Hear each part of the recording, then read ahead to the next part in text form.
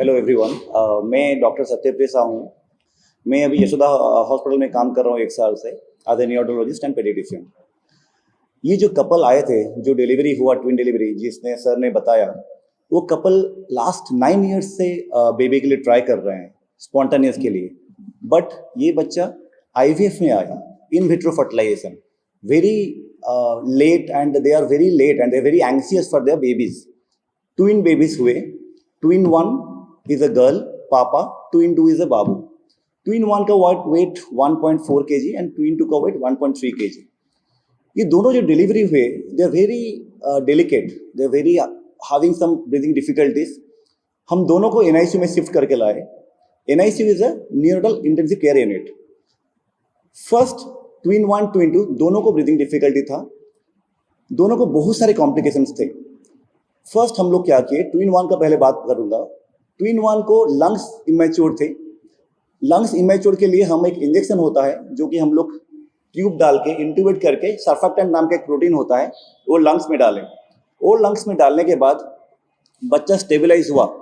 But on day 2 of life, on day 2 of birth, बच्चे को थोड़ा सा ब्रीदिंग स्टॉप हुआ, कंप्लीट ब्रीदिंग स्टॉपिंग, उसको एपनियाज बोलते हैं। तो रिकरेंट एपनियाज हुआ। उसका कॉज हम फाइंड आउट करने के लिए इन्फेक्शन का जो भी स्क्रीनिंग होता है वो भेजे हम। उसके बाद पता चला कि बच्चे को कुछ ज़्यादा ही इन्फेक्शन है। बच्चे को हम वेंटिलेटर पर रखना पड़ा। जो फर्स्ट हम लोग मिनिमल सपोर्ट में रखे थे उसको सीपाप बोलते हैं। नेक्स्ट स्टेज में हम लोग उसको वेंटिलेटर पर रखे।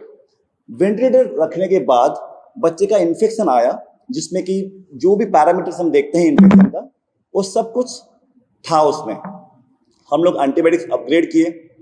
उसके बाद कहीं ब्रेन में इन्फेक्शन है कि नहीं देखने के लिए हम लोग उस ट्विन 1 को ब्रेन में इन्फेक्शन के लिए एलपी किए। LP is a lumbar puncture. LP में उसका सीएसएफ में कल्चर पॉजिटिव आया। इसका मतलब उसका ब्रेन में भी इन्फेक्शन था, ब्रेन में इन्फेक्शन था। तो एंटीबायोटिक्स को काफी हायर एंड में हम लोग गए। सो अराउंड हम लोग एंटीबायोटिक्स एंड इस जितना भी है उसको 7 to 10 डेज दिए हम लोग। 10 डेज ऑफ एंटीबायोटिक के बाद बच्चा काफी स्टेबल हुआ। हम लोग फीडिंग स्टार्ट किए। फीडिंग स्टार्ट करने के बाद धीरे धीरे बच्चे को वेंटिलेटर से निकाले। अराउंड डे 5 ऑफ लाइफ में हम लोग ट्विन 1 को वेंटिलेटर से निकाले। अगेन हम NIMB बोल के एक मशीन है उस पर डाले। NIMB मशीन पे डालने के बाद धीरे धीरे करके अराउंड डे 14 में बच्चा पूरा सपोर्ट से बाहर आया। सपोर्ट से बाहर आने के बाद फीडिंग को एस्टेब्लिश करना पड़ता है। सो फीडिंग को धीरे धीरे हम लोग एस्टेब्लिश किए। उसमें भी फीडिंग इंटॉलरेंस हो रहा था उसका मतलब कुछ भी फीडिंग दे रहे थे, बच्चे का वोमिटिंग हो रहा था, ग्रीन कलर वोमिटिंग। सो उसको भी धीरे धीरे स्टेबलाइज करके अराउंड 3 डेज लगा, जिसमें बच्चा स्टेबलाइज हो गया।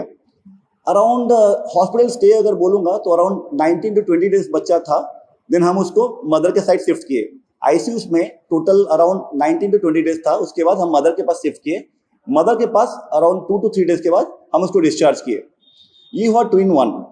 ट्विन 2 का भी ब्रीदिंग डिफिकल्टी था। उसका वेट 1.3 kg था। ट्विन 2 का प्रॉब्लम क्या था, उसको भी हम सर्फेक्टेंट दिए ब्रीदिंग डिफिकल्टी के लिए। उसके बाद इन्फेक्शन उसको भी था, क्योंकि उसको भी रिकरेंट एपनियाज थे, ब्रीदिंग स्टॉप हो रहे थे। उसको भी वेंटिलेटर पर रखना पड़ा। इवन उसको भी हम लोग एलपी किया, जिसमें कि ब्रेन में इन्फेक्शन उसको पता चला। हाई ग्रेड एंटीबायोटिक था, बट प्रॉब्लम ये था, ये बच्चे को शॉक था। जो ब्लड सप्लाई ऑर्गन्स में होते हैं वो ब्लड सप्लाई सारे ऑर्गन्स में जा नहीं रहे थे, उसको शॉक बोलते हैं। उसके लिए वासोप्रेसर्स एंड आइनोट्रॉप्स जो होते हैं वो हम स्टार्ट किए। 2 डेज लगा उसको शॉक से रिकवर करने के लिए। शॉक से रिकवर होने के बाद ये बेबी अगेन सेम प्रोसीजर, सारे प्रीटर्म्स को हम लोग फीड स्टार्ट करते हैं धीरे धीरे। स्टार्ट करने के बाद अगेन फीड इंटॉलरेंस होता है, डाइजेस्ट नहीं कर पाते हैं। हम लोग डोनर मिल्क देते हैं। अगर मदर्स का मिल्क अवेलेबल नहीं है तो बाहर का मिल्क बैंक से हम लोग मिल्क ला के उसको देते हैं। उसके बाद बेबी ये भी टॉलरेट किया। फाइनली इनका भी कोर्स सेम टू सेम था, लाइक अ ट्विन 1। इसको भी हमें डिस्चार्ज करना पड़ा अराउंड डे 20 के बाद। सो मान लीजिए टोटल कोर्स 3 वीक्स मान लीजिए, जिसके बाद ये बच्चे अभी अच्छे हैं, अभी फॉलोअप में मेरे पास आते हैं। एंड जनरली प्रॉब्लम ये होता है इनका कि अगर हम डिस्चार्ज करते हैं तो हमें खुशी नहीं होती है। डिस्चार्ज के बाद ये बेबी कैसे रहते हैं डेवलपमेंटली, न्यूरो डेवलपमेंटली कैसे रहते हैं, दैट इज मोर इम्पोर्टेंट। ये बच्चे they are doing very good. They are no one can say these babies are born at a 7 months of age. They are doing very fine. and the weight is now around 6 kg and 6.1 kg, both twins. They're doing very well. No one can tell these babies are born in a 29 weeks gestation, and they are still coming every month. They are coming for the vaccines, and they are still on follow-ups. Again, last week I have checked their developmental follow-up. They are doing very fine. The score is 100 out of 100. Doctor Satyapriya Sahu గారు చెప్పినట్టుగా ఈ పిల్లలు 29వ వారంలో పుట్టారండి. 29 వీక్స్కి preterm birth అంటారు దాన్ని. Preterm బర్త్లో పుట్టారు, కానీ వాళ్ళు పుట్టడమే శ్వాసకోశ వ్యాధితోటి ప్లస్ బ్రెయిన్ ఇన్ఫెక్షన్తో వచ్చారండి. వాళ్ళు పుట్టారు. పుట్టిన తర్వాత వాళ్ళని ఫస్ట్ 5 days NICUలో పెట్టాల్సి వచ్చింది. తర్వాత వాళ్ళని షిఫ్ట్ చేసి వాళ్ళ మదర్ దగ్గరికి షిఫ్ట్ చేశారు. ఈ 5 రోజుల్లో జరిగిన చికిత్స సెప్సిస్కి సంబంధించి సెంట్రల్ లైన్ ఈ పరీక్షలు చేశారండి. ఈ పరీక్షలు ఏమేమి చేశారంటే బేబీకి చేసిన ప్రక్రియ సెంట్రల్ లైన్ ఒకటి చేశారు, CSF పరీక్ష, జాండీస్ ఫోటోథెరపీ. 20 రోజుల తర్వాత డిశ్చార్జ్ చేశారు ఈ ఫస్ట్ పాపకి. తర్వాత మగపిల్లాడికి వచ్చేసి శ్వాసలో ఇబ్బంది ఉండండి. యాప్నియా అంటే ఇప్పుడు మనకి సప్లై అనేది బ్రెయిన్కి సంబంధించి ఉందా లేదా అనేది ఉంటుందండి. దానికి సంబంధించి యాప్నియా కూడా చేశారు.